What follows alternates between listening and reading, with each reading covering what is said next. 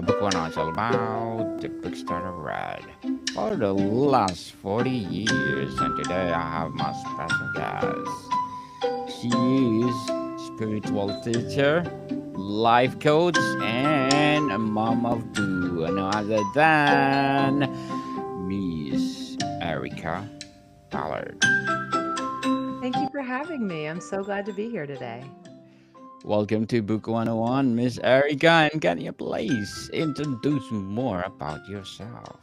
Sure. So, like you mentioned, spiritual teacher, life coach, mom of two. It took a very windy road to get to all three of those titles. Um, I spent most of my life chasing achievement.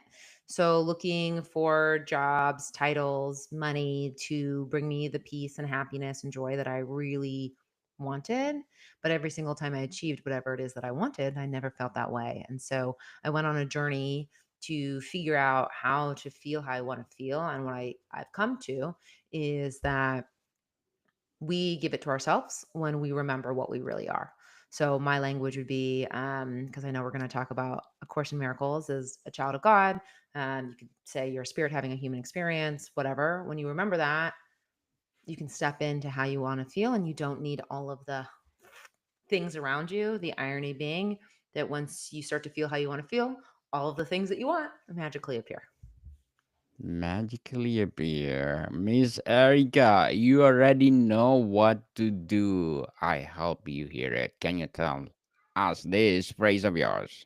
Sure. So, what I have found, particularly with high achievers, people who identify as ambitious, things of that nature, um, they, and really, you know what? It's really anybody. We all have intuition, right? So, we hear these nudges, we hear these directions, this guidance, gut hits, whatever it is.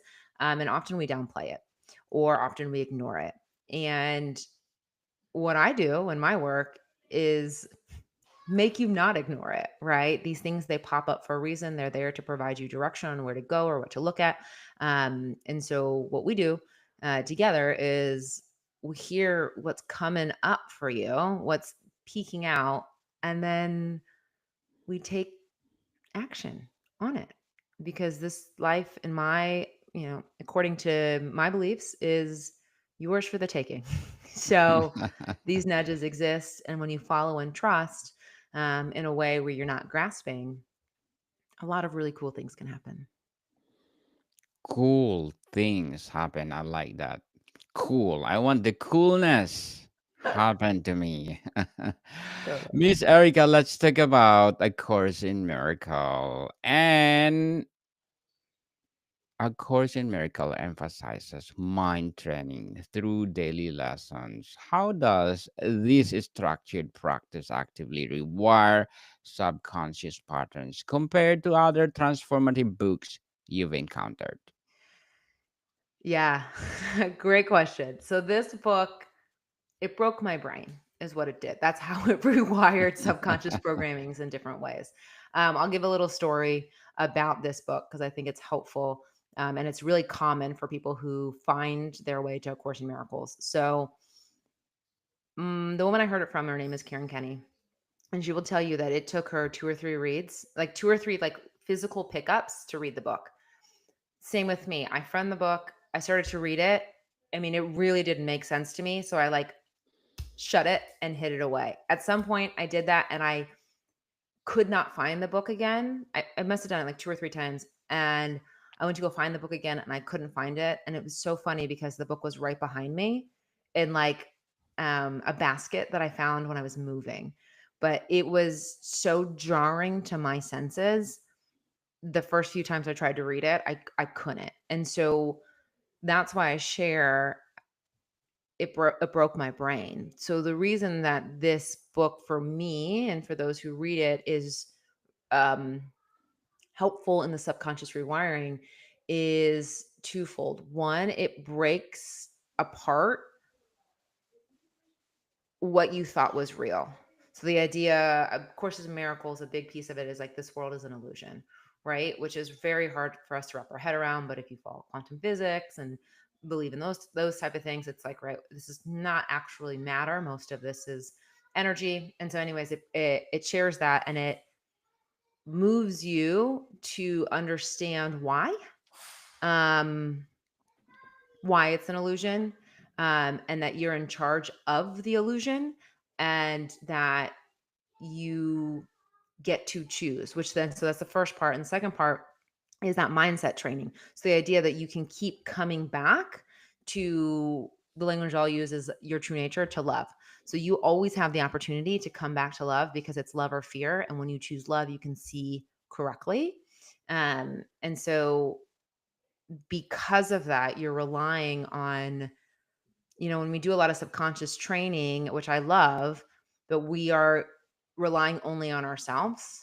For me, right, I believe in God, source, spirit, whatever you call it.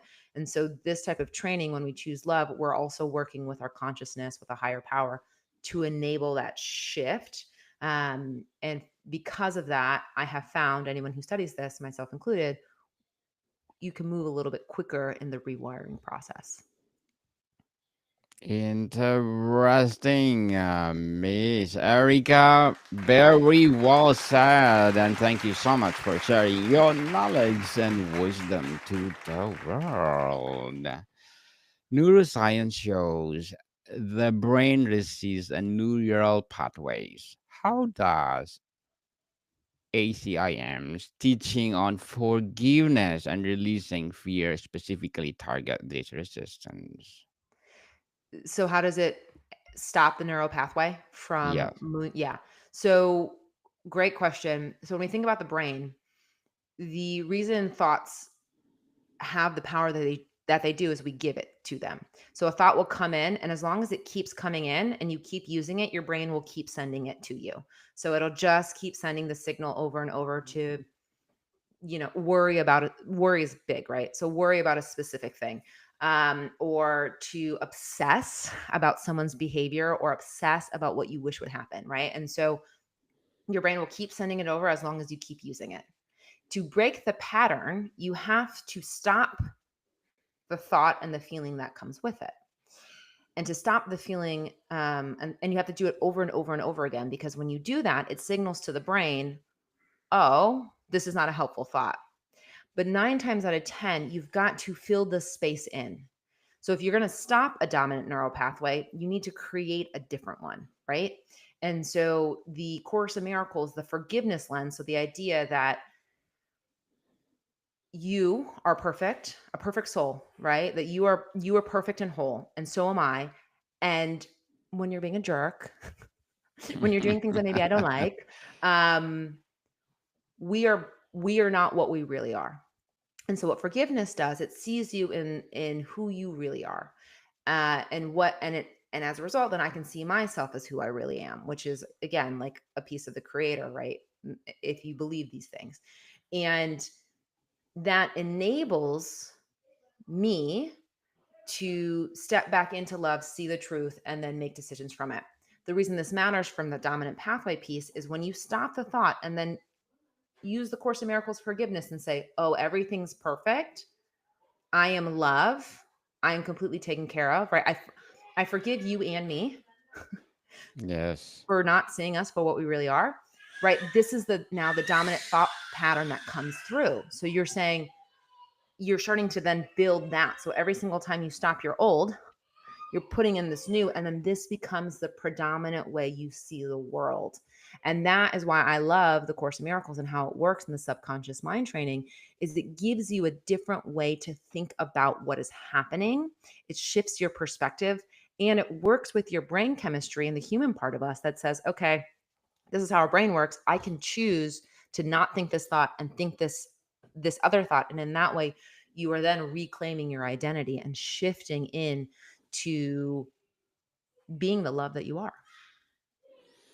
A Course in Miracles states projection makes perception. How does dismantling projection in the subconscious after a literal experience of reality?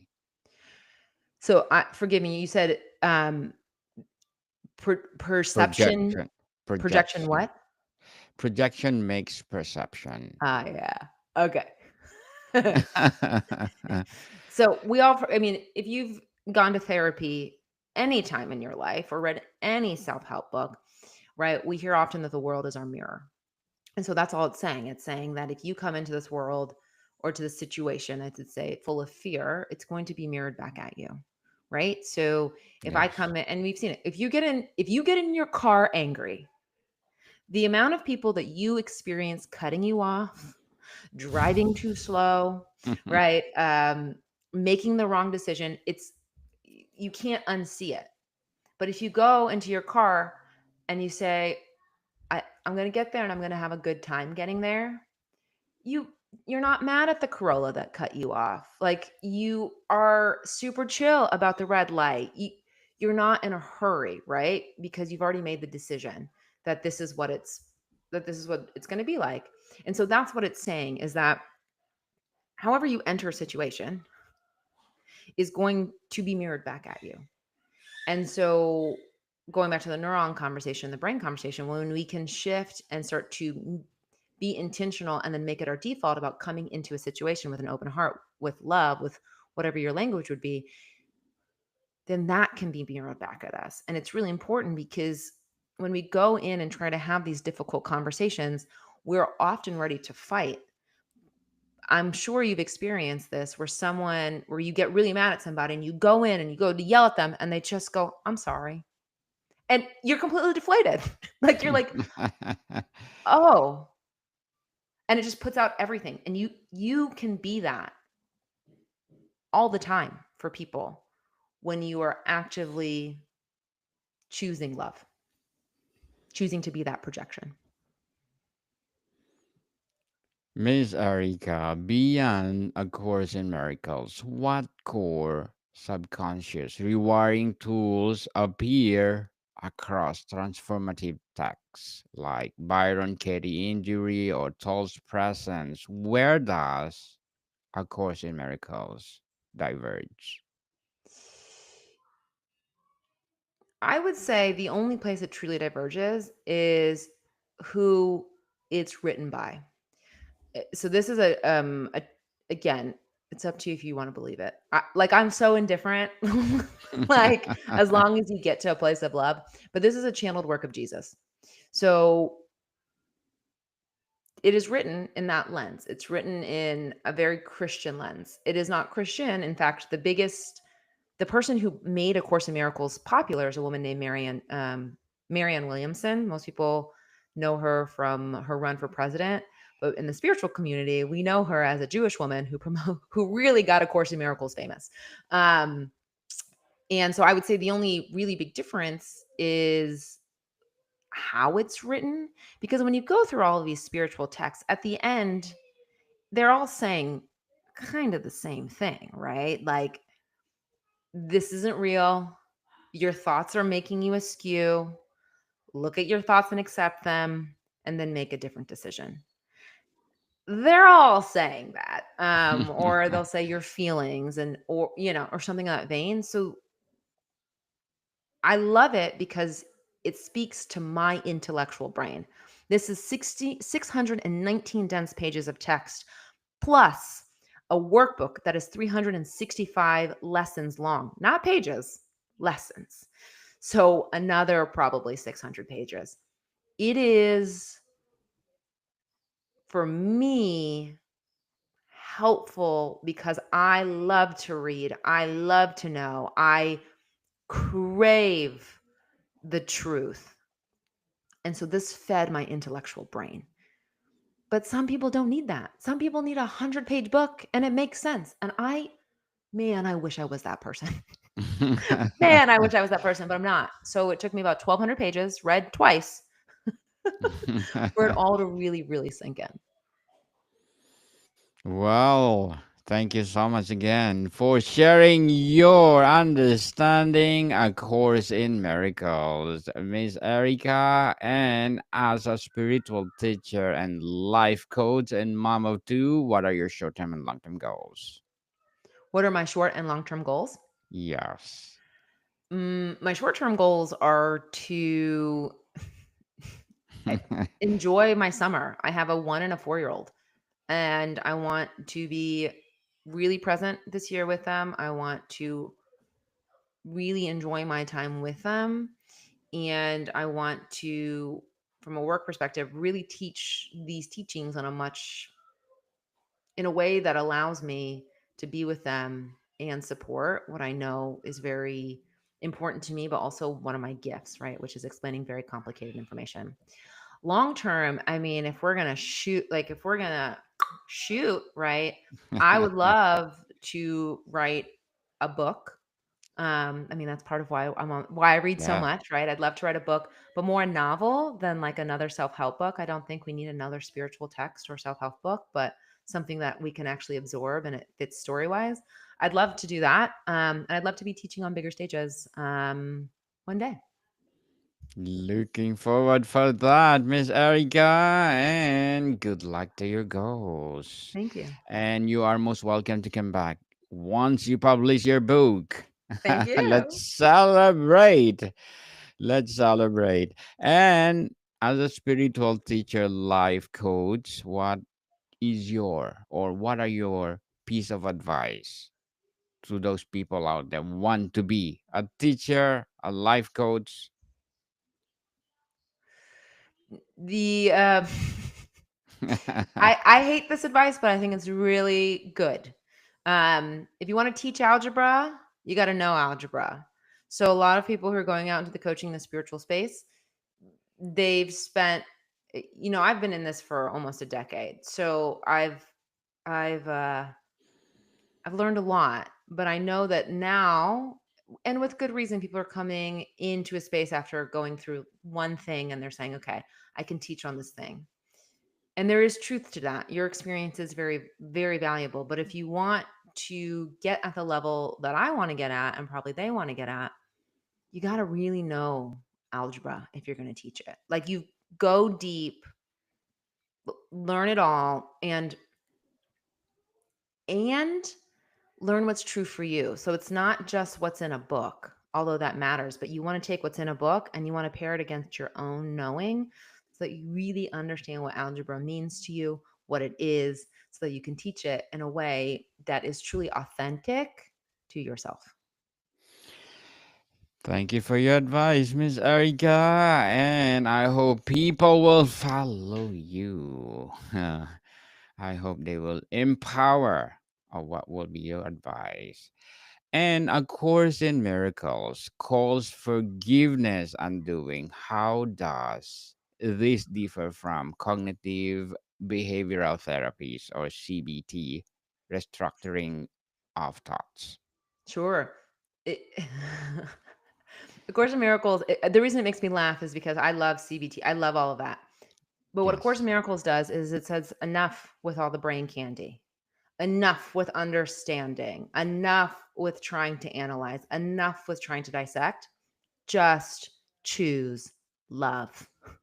And when you Yes. choose love, you will see correctly. And when you see correctly, then you can move in this world in a way that's aligned with who you are at your like true self. Love, love, love indeed, Miss Erica. Very well said.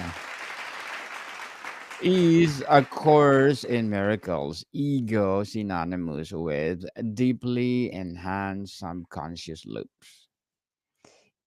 Is it, what do you mean? Can you ask the question maybe a little different way for Yes. me? Do you think that our ego is the same with deeply enhanced subconscious Mm, loops? yeah, I do. That's a good question. I never thought about it like that. Yeah, I think that our ego is, I mean, it's the human in us, right? And so the subconscious is part of our human experience. And so the idea is to get past it, right? Like the way that I look at it, I love Joe Dispenza's teachings, Yes. is that, we separate the mind and the body, but your body is your walking subconscious. And so when you can pull yourself out of it, then that's where you're at your true nature. But until then, you're in the ego for sure. Yes, yes. But people don't make too much ego because it's not good. Too much ego is not good to your personality. How does A Course in Miracles focus on shifting from fear to love physically impact the amygdala and automatic nervous system? Yeah. I love these body-based questions, I just have to say. Um, uh, so our nervous system, right? Most of us, whether we know it or not, we're moving in fight or flight. Most of us are wired for survival. When we're in our ego, we're wired for survival. And back in the day, right, we would run from a bear, we would run from a saber-toothed tiger, right? We would run from these things, and then we'd kind of shake it out and return, just like when you see an antelope running from a lion. That's how it used to be for us. Now we are in this perpetual state of like spinning, spinning, spinning. But A Course in Miracles, again, going back to the cognitive behavior therapy and love piece, when you return to love, when you return to your full state, you just naturally get calm. And when you're naturally calm, right, your Yes. automatic nervous system hits the rest or digest piece. And the reason this is actually so important, whether you take it from A Course in Miracles or somewhere else, is that the reason most of us can't experience the joy, peace, calmness, all the things that we're looking for is because we don't own the nervous system capacity to hold it at long periods of time. So when we practice being in love, when we choose love over fear, and love can be peace, joy, happiness, calmness, neutrality, anything that's not, judgment, obsession, worry, more of the negative quote unquote feelings we have.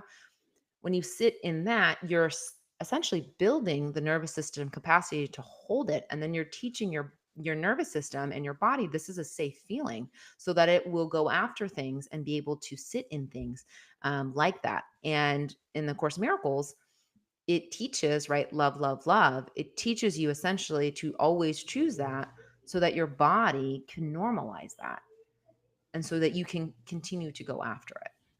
It just does it from a mindset versus a somatic approach. Miss Erica, before we wrap up our discussion for today, I'm inviting you to please do listen to my other podcast, people. My other podcast, because my abstract essay is already in fifth season, abstract poetry in second season, and of course, my book 101 review in a fifth season too, comedy 101 second season, and my food 101 in fifth season as well, geography 101 in fourth season, and my baby podcast, law 101 and mental health 101. Love Letters in fourth season, as well as my movie 101 review and music 101. Science 101 and Sex 101 in its first season. Please listen to them wherever you listen your podcast. Miss Erica, describe the neuropsychological signature of someone living ACIM's principles, or how would their cognition emotions different? Another great question. So when we think about the brain, right? When we measure it, if we're thinking, I think a lot about like Joe Dispenza, right? And so most of us, we live in beta, beta, beta, beta, beta, beta, beta, beta, movement, movement, movement, movement, movement. When you're moving more into this state, you're in alpha brain waves. So your brain is more present. It's there. It's not thinking. That's what my husband said. Did you know, Erica, that a study came out that said 10% of people don't have any inner dialogue? And I said to him, "Oh, I want to be those people." Like that's what I'm striving towards, right? And so when you think about it, your brain looks more like it's in alpha waves.